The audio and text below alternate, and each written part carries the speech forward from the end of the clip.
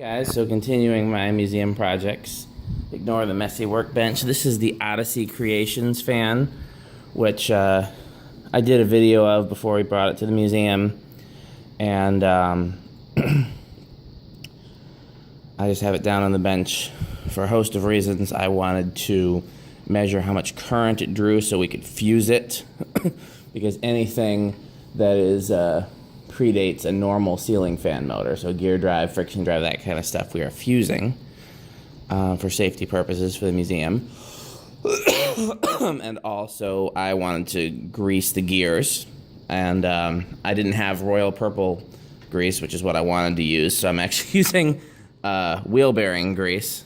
I can always get up there with the proper grease later on in life, but I figured wheel bearing grease would do pretty well because it doesn't fly off, and that was the criteria that's most important, is that it actually stick to the gears and not fly off with moving parts.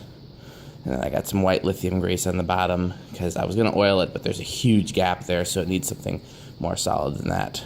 So just to give you an idea, it's got the same Dayton gear motor. The crackling you hear is grease crackling, by the way.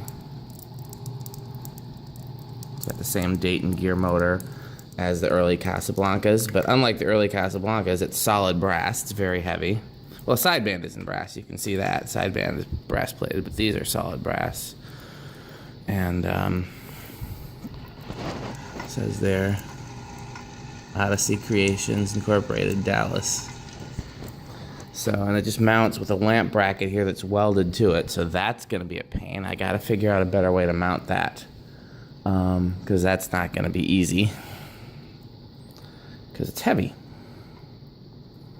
So, yeah, this is one of my Manning Museum projects that's happening currently, and thought you might want to see that.